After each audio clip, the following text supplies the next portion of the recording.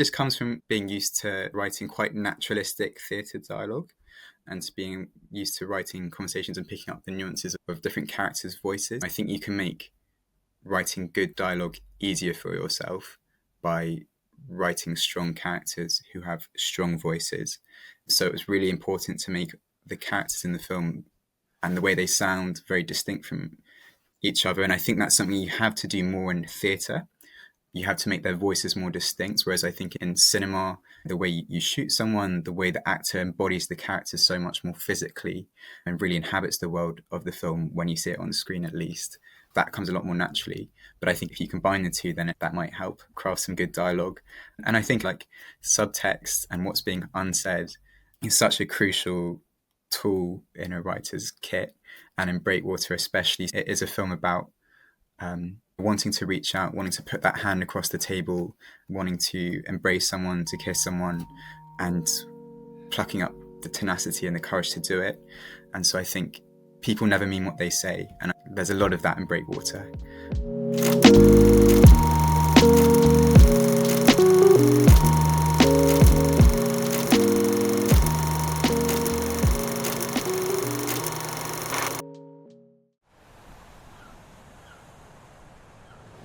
You're not looking, are you? No. That would ruin the surprise. Last one in finishes the bottle. They liked you. Alex said that you were a little faint.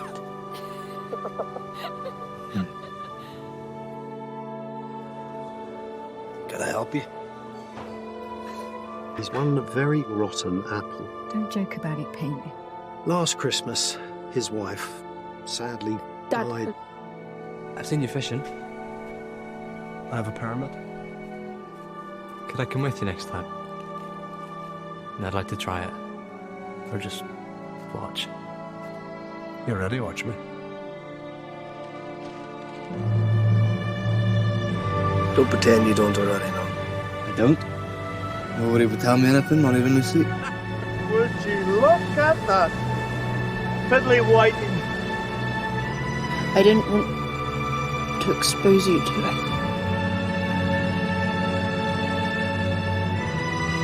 I know.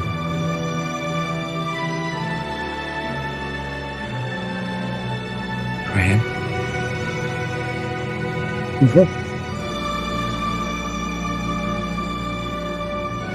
You.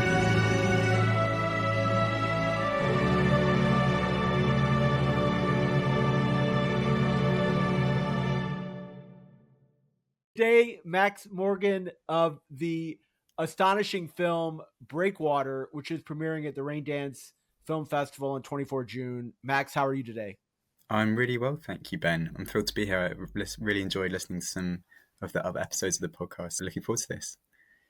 Thanks for that. And thanks for sharing your art. It is luxuriously shot, which I'm sure we can talk about. It's just such a wide-ranging, expansive film. And you can't say that about too many independent films due to budget, due to all sorts of reasons. So the fact that you're able to create such a encompassing film of life as your first feature, it's amazing. So from your perspective, when somebody sits down on 24 June and then later on, hopefully in theaters, to watch Breakwater, what should they expect to see?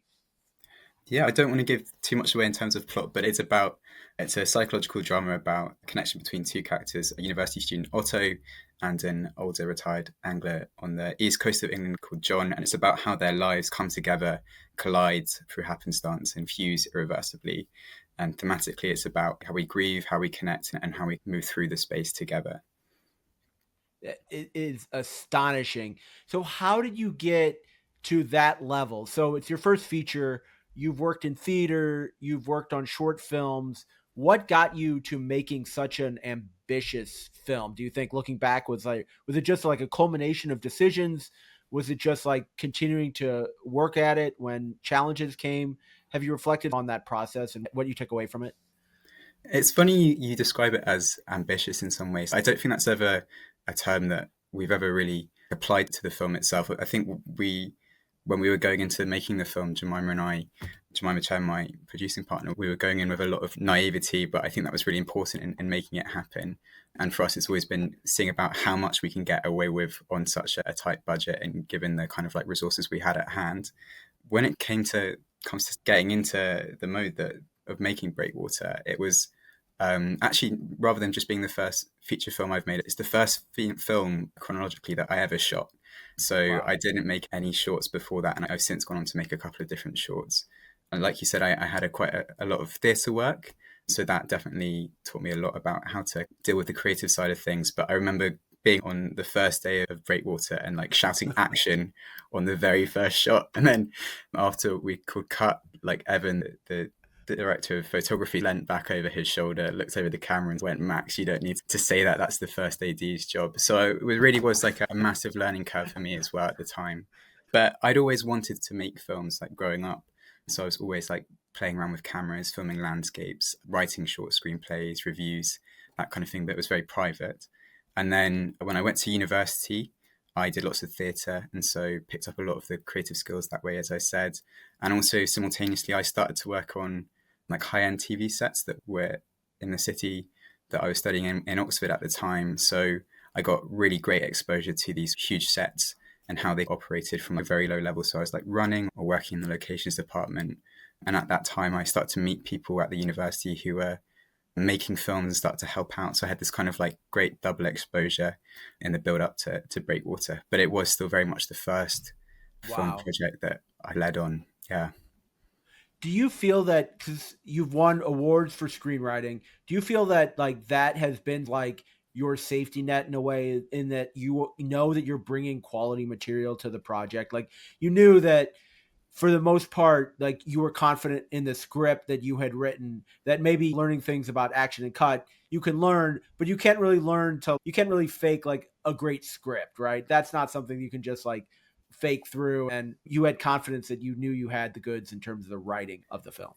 I think a little bit. I think that it was, the script came through a lot of work. And I think most filmmakers, unless they have a more improvisational basis, will probably agree that getting a good script is the fundamental sort of foundation for a good film. You can make a film out of an okay script, but it's never going to like really excel in that way. And I think I also think I find that thinking about myself as a writer is almost more important to me as thinking of myself as a director in some ways. And I think that does come from like a background in theatre and writing and crafting quite long stage plays, learning how to develop structure and scenes and dialogue and experimenting with that as well.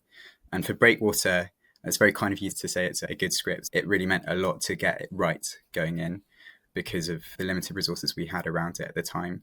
So it took a lot of workshopping as well and a lot of kind of redrafting. And I think that's where it's really important. I think the whole script through the kind of entire period of pre-production went for about 8 redrafts entirely. And the characters and the plot, the rudiments stayed very much the same, but it was just about a process of honing in on everything, trying to be as specific as possible, trying to challenge every decision that I was making as a screenwriter and every decision that the characters were making, because ultimately you want to write the script to shoot. So you have a script. And I think that's a problem that I had as a theatre maker, was that in theatre, the playwright is very much the kind of figure of authority, and the script really governs the shape of the play. But in film, obviously, you have to put your directing hat on and think about how you're going to use a visual language and visual storytelling to complete the narrative and give it shape. So that was a really important process. And that looks for Breakwater a lot like paring everything back, trying to leave as much unsaid as possible to generate mystery and narrative, but also between the characters. Well, it's such a film about what's left unsaid between John and Otto. And again, it comes back to the space in between them and how we try and bridge that and overcome it. That's a wildly fascinating answer. So just thinking about that and your gift at writing, if somebody's listening who doesn't have that gift, maybe, I think it's more common now, right? You read stories about how colleges, even elite colleges, kids are not reading as much. So let's say you have somebody listening who doesn't have that gift of writing, or they just haven't been exposed to it, the ability to do it. Is there any advice that you have for that person? Is it just go read the classics? Like, how do you develop that skill other than just like through decades of great education? Good question. I don't think being able to write a good story, being able to write a good play or screenplay is necessarily a gift. I think it's important to think about writing and directing and all kind of creative capacities as more of a craft, because it's important to recognize that it's actually something that can be learned and can be practiced. Right. And I think it's a lot for me about discipline. So Breakwater might be my first feature film. I always think that the like labeling of things as debuts is always quite misleading, because obviously there's so much work and stuff that goes into a creative's life and a writer and director's life before they shoot their debut feature film and Right. before they write their debut play. I think that can be very intimidating for certain people. I think especially when there's always categories for like best debuts, I think sometimes it can be very mismatched when that's at a festival. But to come back to how I believe it's a craft, like Breakwater, as I say, the first feature film I've made, but I've written so many stage plays before that, and I've written so many bad plays, bad screenplays before this. And I think that's such an important process to go through before you end up with something that looks good. And something like the writers are notoriously bad at actually writing, but it's Right. something that's so important for your craft and so important to improve and discover voice, which again I think is a bit of a misleading term, but to just grow confident, recognize in yourself where you're strong, where you're weak, and be able to challenge yourself on both of these fronts and push yourself to tell the stories that you believe in, and to push yourself to write as much as possible. So it's University of Oxford's first feature since 1982. So think back like to what you refer to as bad scripts. Was it the fact like that you had great mentors, that you had somebody who was able to say to you, Max, this maybe not in this words, but Max, this isn't good. Go do it again. I'm sure they couched it more kindly than that. But the fact that you had people who had that sort of level of knowledge about writing and they were able to tell you they were bad in hopefully a nice way. Do you think that could have also been helpful? Definitely. Can I ask a question about the question? Is that fine? Yeah. Awesome. So what are you asking about? Are you asking about the kind of way we redrafted the question with the mentors, or about having the mentors on board?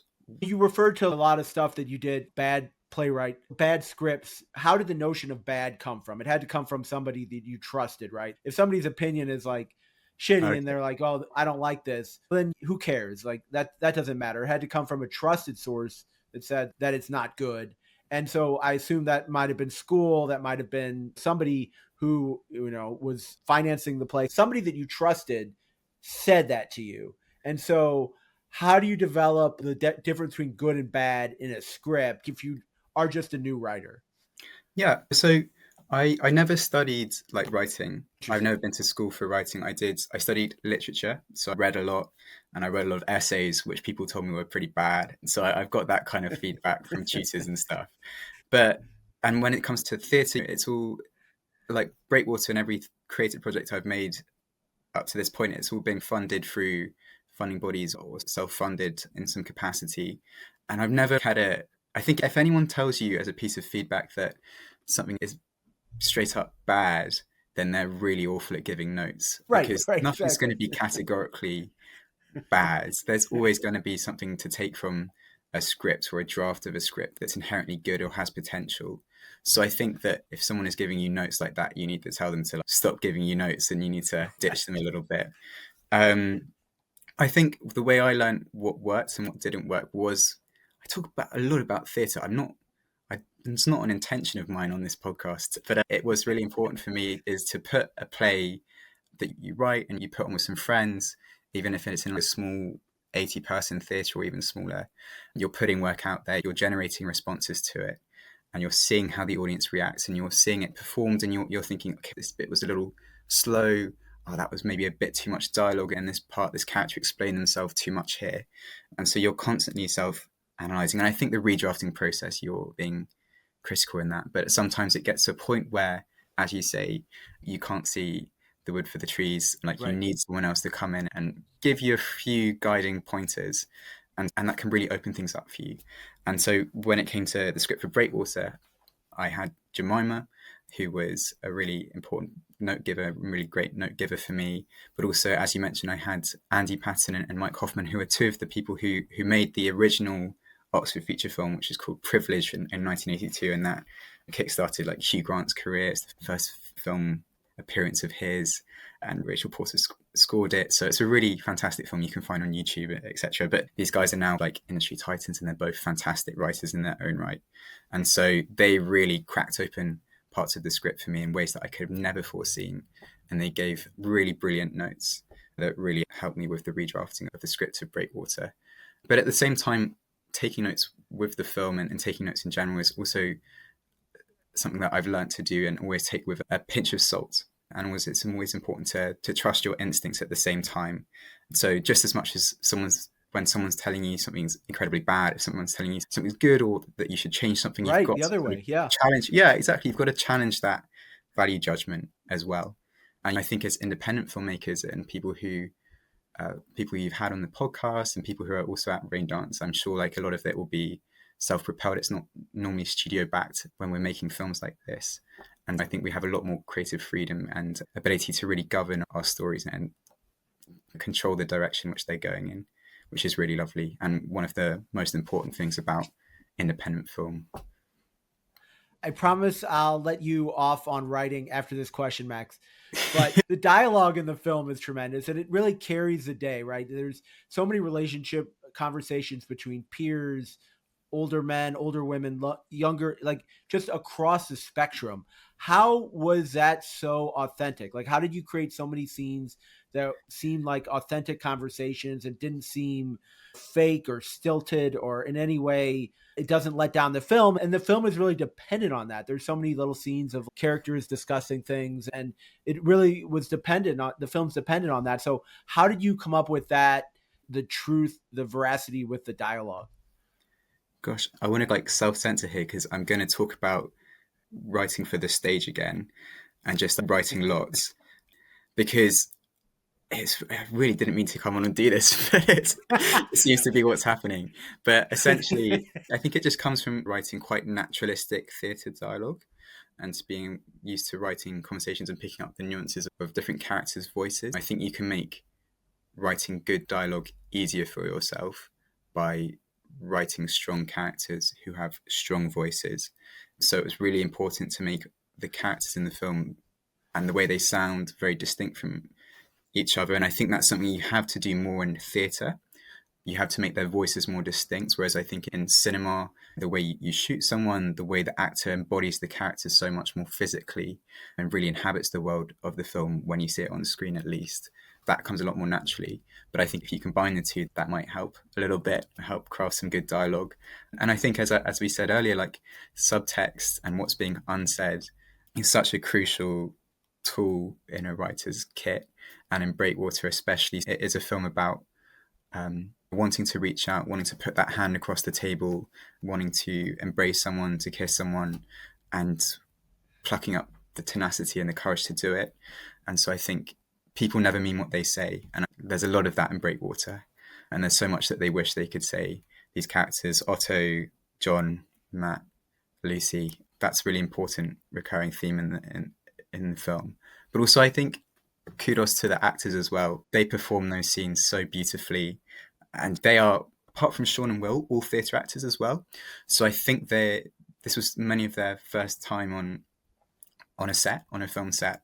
And they're pretty much all from the university, apart from Paul Gow and Sean Paul McGrath. They're all student actors who have now gone on to do some incredibly exciting things that are all under NDA at the moment, but we're very proud of them and where they've gone. But they just perform so beautifully and give such exquisite, subtle performances that, you know, the dialogue feels so much more real. So it's also in part down to them. All right, now you're off the hook, Max. But I imagine that if somebody listens to this episode and they take away to watch Breakwater and then also be involved with a local theater company, I think you would take that as like an amazing takeaway. Yeah, from do it. Yeah, go for it. This is great. So, Max, it opens up a world premiere at Raindance in a theater. Have you watched the film in a theater before? And do you see a theatrical run for the film. It feels like these kind of films are not in theaters anymore. It's like you want to see an action film, you want to go see, like, those are the films that you typically only get to see in a theater now. And I want to see a film like this, but it's difficult. So have you sat in a theater and watched the film with other people, and then do you see a theatrical run for Breakwater? So yeah, I have seen it on a cinema screen once before. We did a private cast and crew screening, which was really cool. nice, because obviously as the director, and you spend a lot of time working on the film in post-production, and there was an 18-month gap between production and the film being finished. Wow. It was long, and we were doing it alongside like the final year of university, so it got a bit intense, and we were trying to juggle a lot at the same time. And so for many of the people who worked on the set, and for a couple of the cast as well, they hadn't seen the film in 18 months. They didn't really know what they'd worked on, whereas I'd watched it every day for 500 days. I'd seen a lot of it, and see their name on the credits list, and to like look at their contribution that they put in for a couple of weeks of shoot on a windy East England coast and in Oxford in 2023. So yes, I have seen it, and it was a really great experience to watch it with everyone who made it, and to see, because we were watching it and we obviously knew what was going on around the scenes, and people would laugh at moments in the film when they shouldn't have laughed, because they knew that someone was like falling over next to the camera and stuff like that. So it was a really beautiful experience. But yes, it is visually a really sumptuous and stunning film, which is because of the cinematography of Evan Bridges. It does have a real scale to it. 1,000%. Yeah, because of the landscapes in Suffolk, so these sort of windswept mud flats and these kind of shingle beaches, and the sea is a really important presence in the film, and Evan shot that really beautifully. But also in Oxford, like, it's such a gorgeous city that really contributes to it, and the sense of grandiosity and scale there is really important. So yeah, we would really love to put it in more cinemas, but when we were making the film, we always knew we wanted to come to film festivals to get it in a cinema and to find an audience for it, specifically Raindance. That was always been our target festival, so we're really like delighted to be at the festival this week, and we were like, just like, if we get into Raindance, this is fantastic, but to be nominated for a couple of awards is spectacular. And yeah, we want to put it in front of an audience in festivals, and hopefully people like it and it finds an audience and people connect with the film.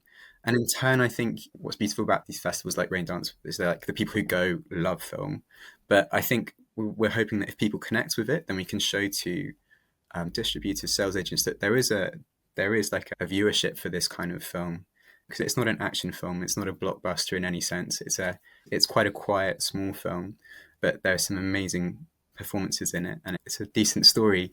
And so hopefully we can show people that it's worth this kind of cinematic run. But it's so difficult for independent films like the ones at Raindance and like ours to find like a theatrical run at the moment. It's just not the kind of like economic climate for it. Many distributors think it's too risky to hedge their bets on films like these. But more than often than not, when it does happen, and when a film like ours gets put in the limelight, or films like the other ones at Raindance get like given this little bit of moving room, it's pays dividends. So I think people who on the distribution end, on the sales end of the business, need to take more risks.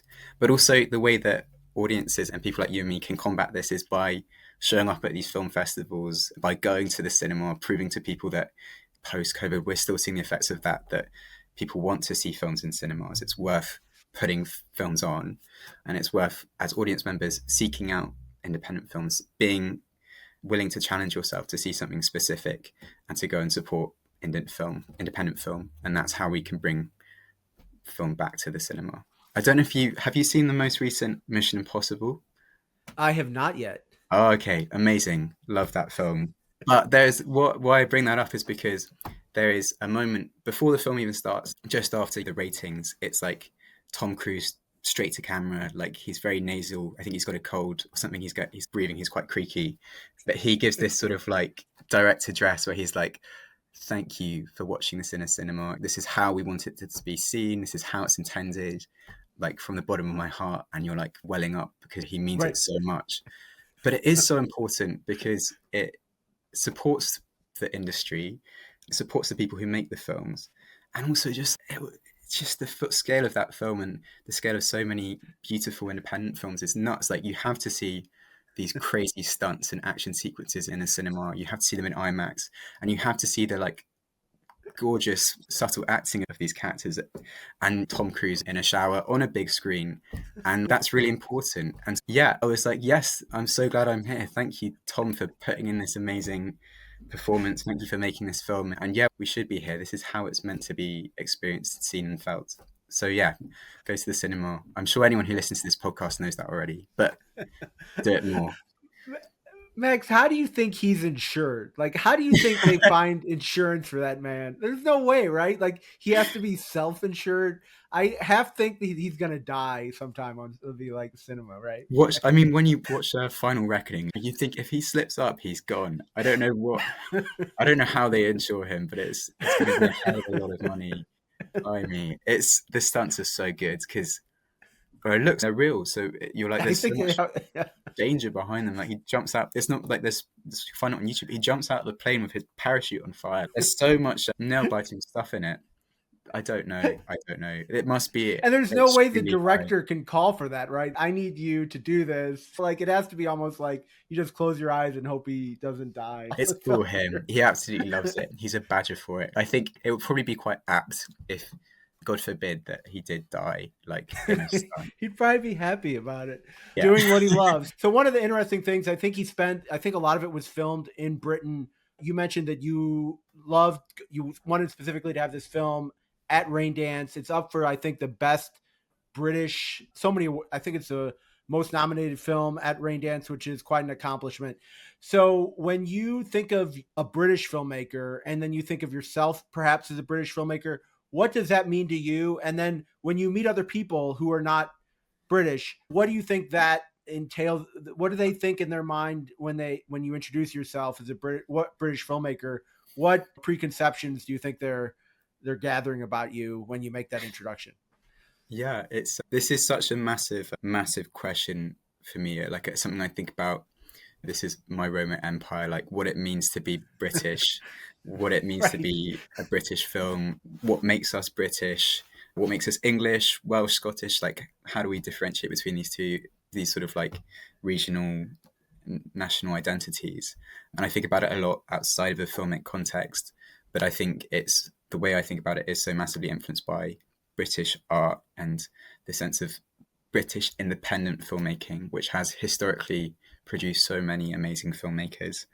And it really inspired me and really does guide my like creative sensibilities so much. And also, so I do think about myself as a British filmmaker a lot. And I think it can also be quite an effacing term, because I also think about myself as a writer and filmmaker from the east of England. And there are so many different Britons, or like within this one quite small country, that you can go to one part. We have the most like regional accents compared to the amount of land we have than any country in the world. And there are so many different pockets of amazing communities and people that are radically different from 10 miles away.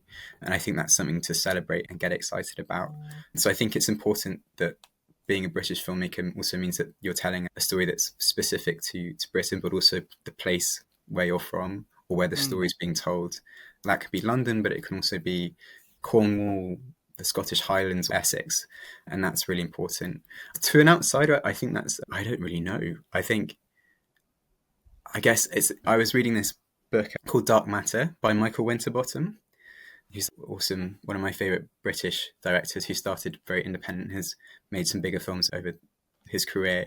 But this book was conducted with lots of interviews. It consisted of lots of interviews with British independent filmmakers, and so many of them have made one or two amazing films in the UK. So like Lynn Ramsey, Steve McQueen, and then they've gone on to the US, and like Andrew Haig as well. And many of them say it's because they feel you can't get funding for films about small stories like that are told in like Nottingham or like a random part of England, but if you set it in a sort of a rural backwater town in America, it suddenly carries so much more cachet and meaning, and it has a way more universal appeal, which wow. I don't know. See that? Do you think that's true? I think so. Yeah. No, I think it's easier to sell like stereotypes, right, of what a rural American looks like, rather than, I don't think global cinema is really aware of what a rural British family is like.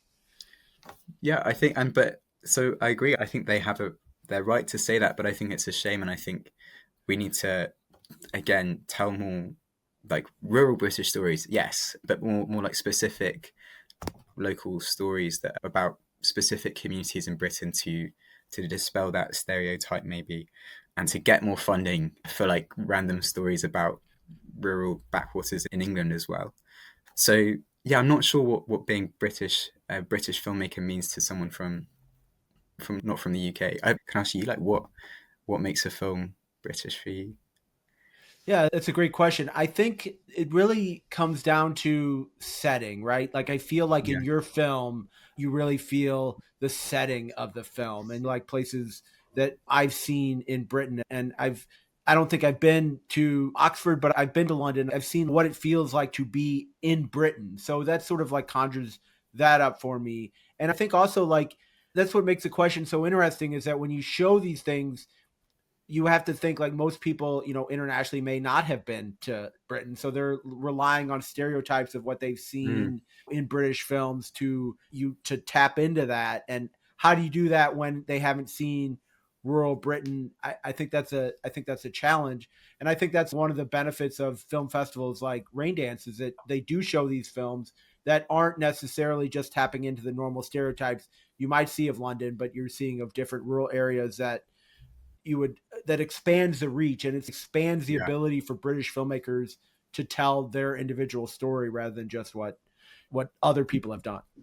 Yeah, absolutely. And also, what's really exciting, what I'm really looking forward to about Raindance this year is that they've also just got some really exciting looking international films as well. Yeah. So also from not necessarily where we would go to look for most of our films. So there's some really exciting looking like Bulgarian films, Polish films, Kenyan films. So yeah, it's really cool that as well as having these quite specifically and like homemade British films, they're situated in this context alongside lots of other equally homemade international films. So yeah, really, it's a really cool festival. Very exciting. That's awesome, Max. Your premiere 24 June. What as you look on the next 23rd of June and then 24th is on the Tuesday screening. so 23rd and 24th? Yeah. Okay. All right. All right. Awesome. Thank you for that. So 2 screenings. Yes. Okay, Yeah. awesome. So 23rd and 24th June. As you look at the next few months, starting with Raindance and then like how you plan for the next few months, what's next for you? Are you going to the festival thinking I need to be strategic about it? I need to hopefully meet with distributors? Are you going into it thinking I'm going to meet with as many filmmakers as possible? How are you thinking about the next few months of your filmmaking career, Max? Not a lot of thinking. I think mostly just very excited to be there at the festival. Excited to be there with Breakwater as well and actually be on the creative side of a festival. I think this is our world premiere at Raindance, and hopefully we will maybe get into some more festivals and be able to connect with some more audiences, not just in the UK, but hopefully abroad as well, in America and elsewhere. So I think a lot of the next 6 months will be devoted to hopefully attending some of these festivals and doing all the prep that is associated with those. Yeah, like and podcast interviews. Bring them on. If this is how they all go, I'm there. I'm up for it. Yeah, so loads of podcasts, and then also hopefully just meeting and speaking to people distributors who like the film for what it is and might be interested in putting it in front of other audiences.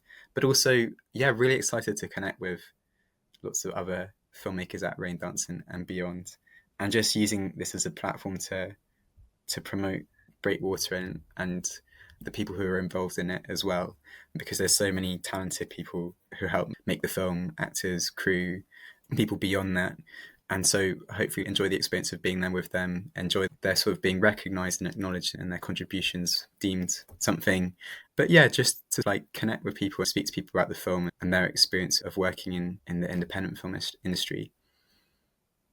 I think you're going to hear that. I know you mentioned you weren't thinking about it as ambitious, but I think you'll hear that a lot at the premieres of just how expansive it is, how beautifully shot it is, like the dialogue. It's just a tremendous film. And I'm so excited for you to be sitting in the theater with people that have not yet seen it, that aren't the family and friends and crew, and see what parts they laugh at, see what parts they cheer up at, and then see the ending, which I won't spoil, but is just truly powerful. I'm so excited for you, Max. Indie Film Podcast, love supporting other people's projects.